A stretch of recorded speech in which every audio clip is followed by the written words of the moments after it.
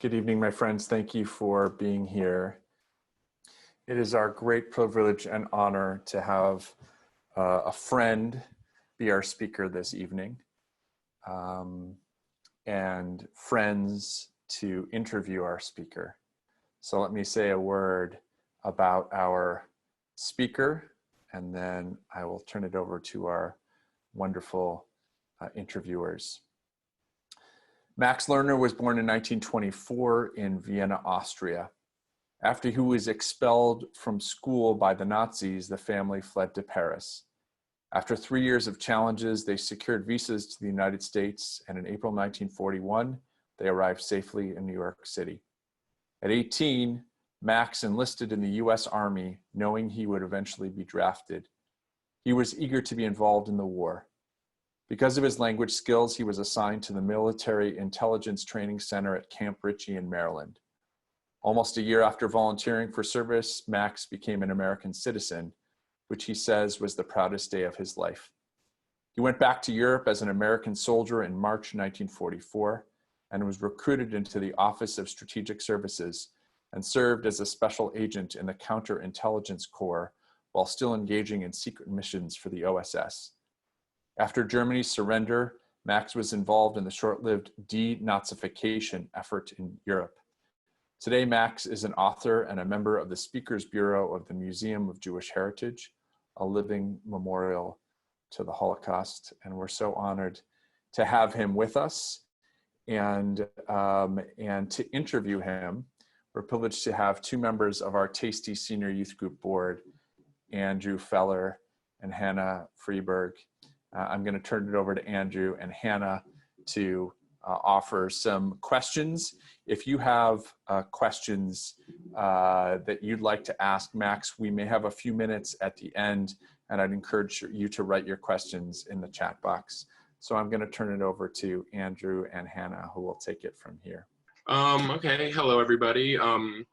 Try to listen as we talk over the outside, right on point.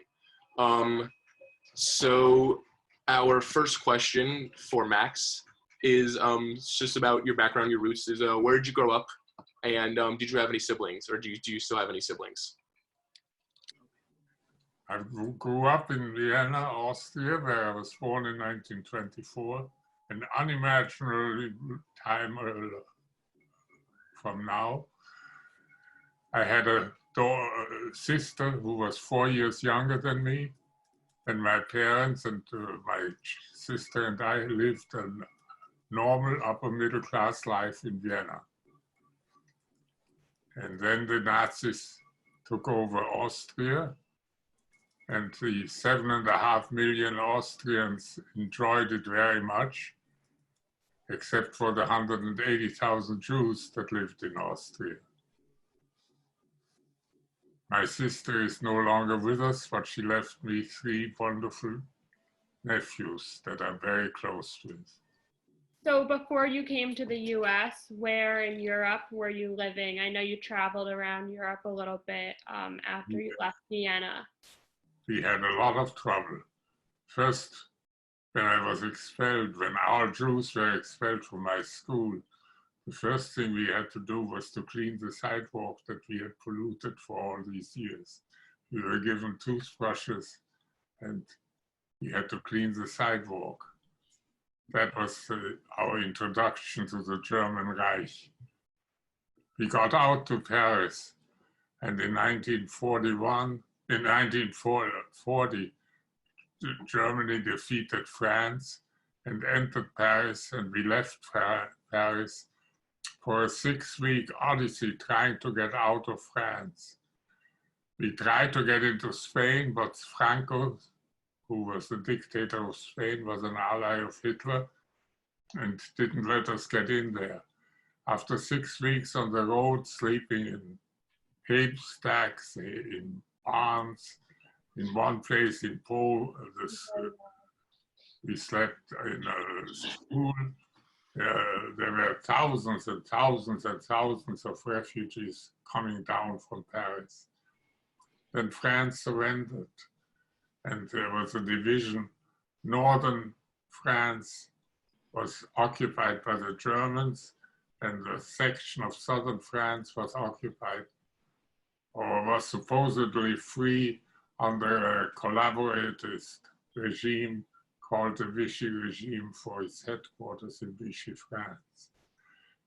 They were as bad as the Germans. We wound up after that 6 weeks odyssey in Nice, and we did not know what to do. To be a Jew in German-occupied Europe at that time was incredibly dangerous, and there was no way out. The only port from which one could escape was Lisbon, Portugal, but we were blocked from getting to Lisbon because Spain wouldn't accept our documents. In Nice, we checked with the American consulate. The United States was not yet in the war, and we got our American visa after waiting for it for 3 years, in a very complicated manner.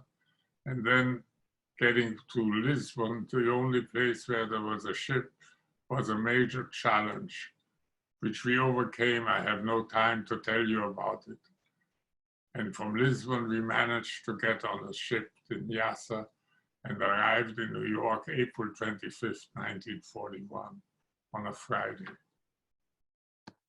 So next, could you tell us more about when you were actually forced to leave your home? Like, how old were you and who else was with you? I was 13 and a half, and my parents and my younger sister and we were always traveling together. We did not separate until we came to the United States. And what was that process like getting to the United States? The paperwork required was incredible. It took effort, bribery, faking things.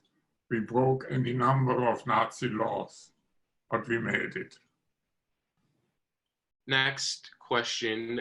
So once you got to the US, what did you do once you arrived here, and what was the transition like into American life? Well, there is a good question. When we arrived in the United States, I did not speak English. I could read English. I had taught myself to read English by reading English books, but I couldn't speak it. We had no money at all. My father got a loan from the HIAS, the Hebrew Immigrant Society, and we never went to a movie until that loan was repaid. And he could go back in a small way into his business, which was a fur business. I had my first job. I made $8 a week, but the dollar was worth something. And I couldn't speak English, so I wasn't worth much. And I went to school at the New York Evening High School, which stood where Lincoln Center now is. Oh, you joined the Army when you were 18. Yes. Why did you decide to go back to Europe? I was anxious as can be to get into the war. I wanted to get my own back. And after being under Nazi domination for 3 years, it was incredibly important to me. So on my birthday, on my 18th birthday, I signed up. My parents were not happy about it. They knew that eventually I would have to go, but what was a rush? They didn't want to have me hurt, but I wanted to get into it. By the time I had been in the United States for 1.5 years, and I spoke English. Not as well as I should, but adequately.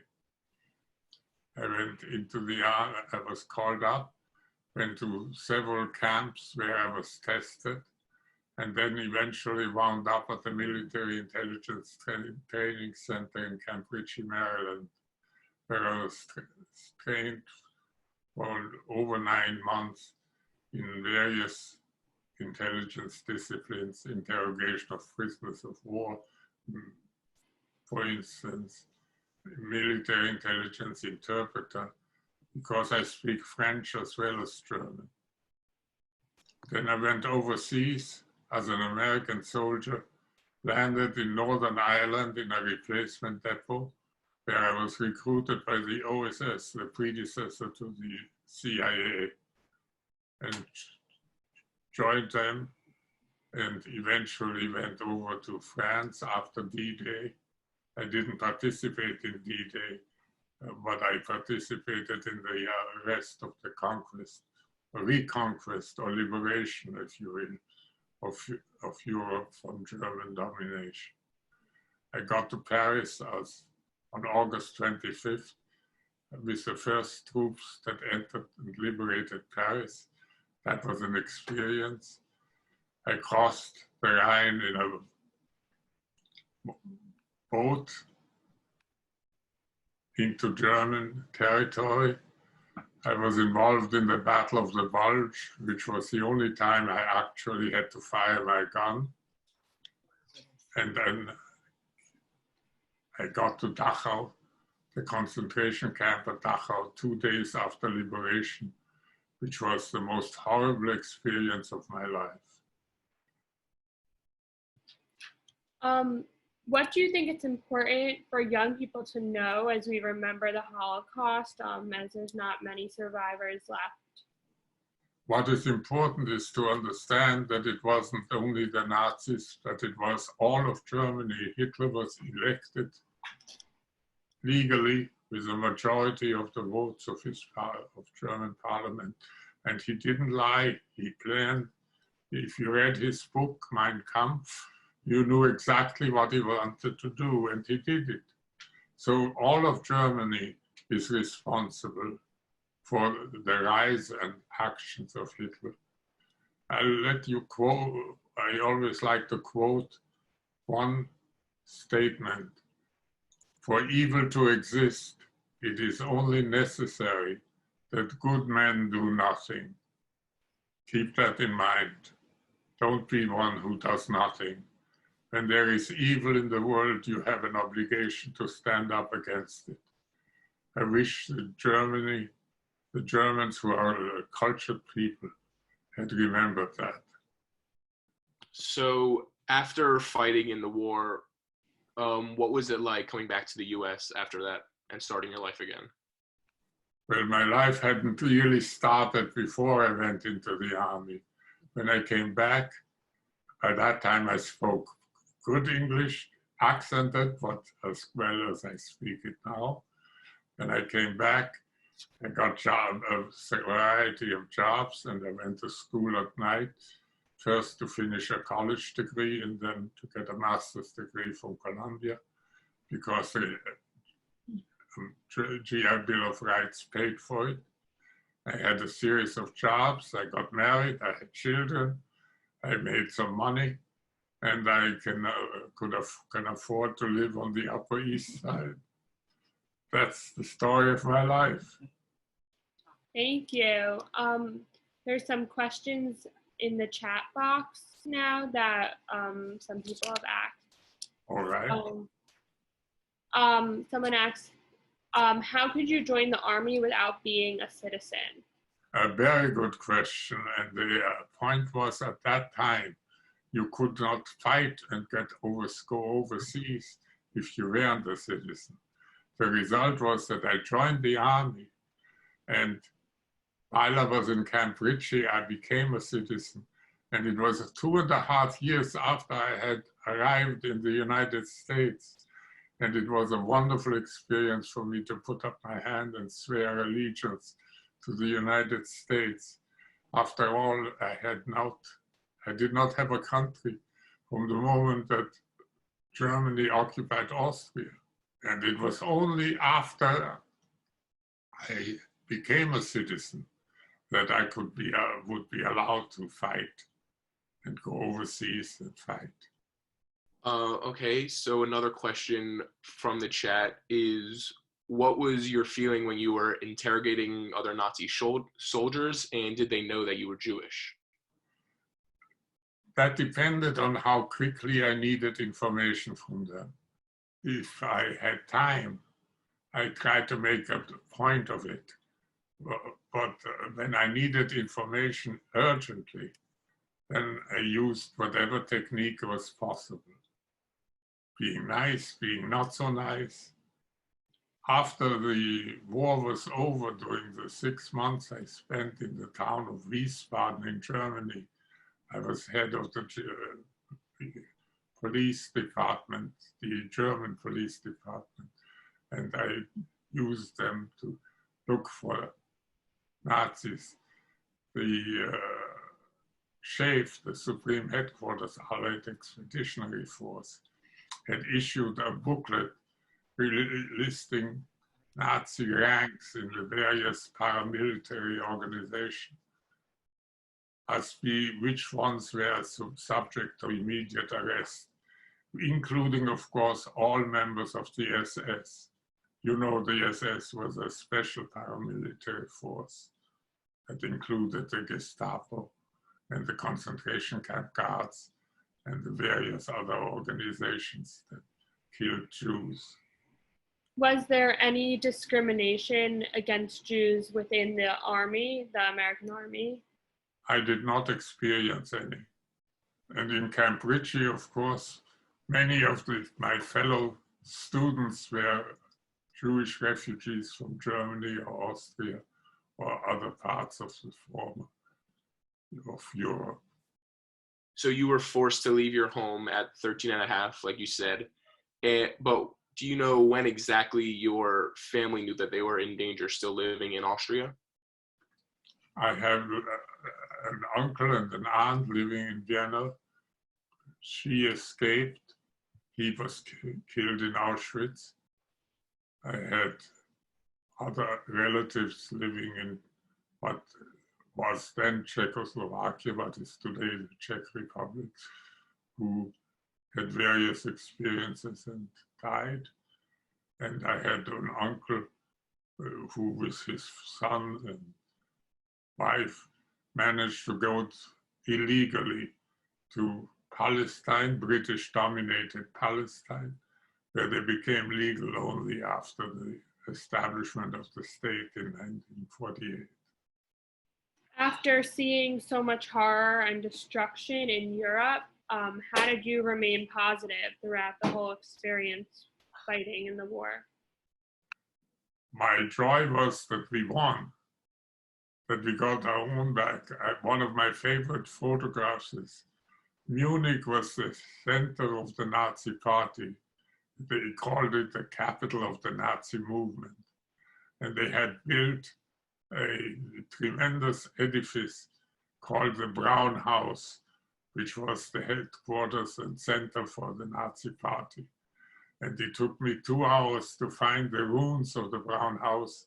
And when I was in Munich shortly before the end of the war, and I found, and I have a photograph of me standing on the ruins of the Brown House. That gave me a lot of satisfaction. About how many Nazis re-entered into German society after the war, and how did you actually go about finding them? Well, to find them was not difficult. To begin with, any SS member has a blood-type tattoo on his left armpit. And here, and if you let them take off their shirt, you can see either the tattoo or an attempt to eradicate it. That took care of the SS. And if you go to a beach somewhere and see an old geezer who's got a tattoo under his left arm, kick him. For me, other members were. How do you feel about the rise of anti-Semitism today in the US? It's unfortunate, but not unexpected.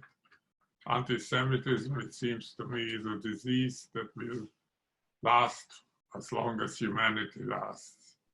Fortunately, we are a stubborn people, and they're not going to get away with getting rid of us. So how did all of these experiences impact your relationship with Judaism, if it did at all? I was always proud to be a Jew. I was brought up Orthodox because that's all there was in Vienna at that time. And now I am very happy to be a Reformed Jew. My thinking of that has evolved over the years.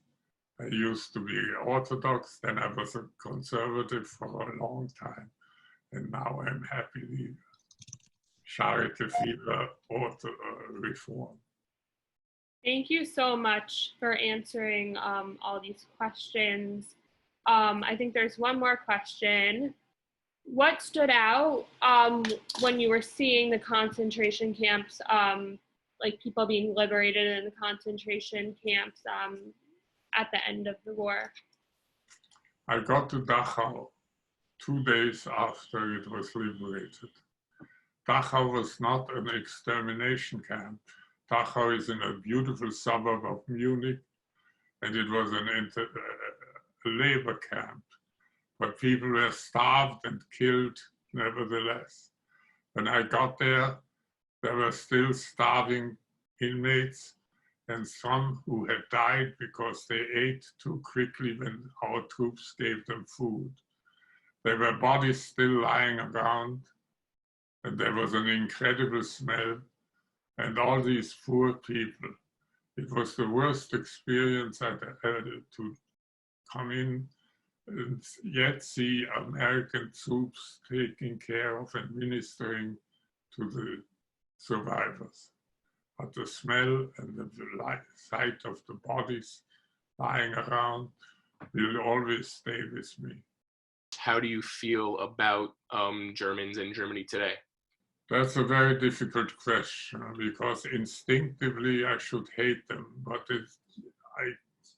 they are now the third generation and they are not responsible for what their grandparents and great-grandparents did. And Germany has made a major effort to pay back, well, not that you can pay back for one life, there is no money for that. But Germany has made a major effort to support Israel and to make up to some extent for what they have done. And they have recognized their guilt. Thank you so much for answering all these questions. We're so grateful, Max, to you, and grateful to Hannah and Andrew for speaking with you. Your story is so important. What is the title of your book so that we might buy it? Light and Return. It's available. Say it one more time. Light and Return. Light and Return. That's my autobiography about those days, and it's available on Amazon. It's a beautiful. Go ahead, Matt. Go ahead, Max. There are 2 other books that are fiction, but that are based on my experiences. You can find them on the Maximilian Lerner on Amazon. Max, we're so grateful. Oh, there's Flight and Return. We really appreciate your sharing your story, and we hope that many people will buy Max's book. It's making its way up the Amazon list right now. And I want to thank all of you for being here. We're going to bring this evening to a close with one more melody that I'm going to invite Cantor Kipnis to share at this time. But I'm so grateful as he's preparing. I just want to thank Max again.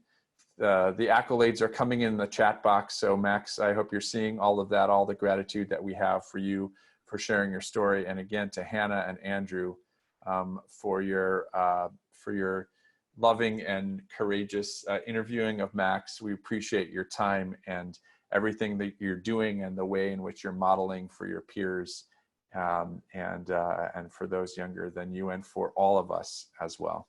Thank you so much for being with us, and we'll see you all very soon.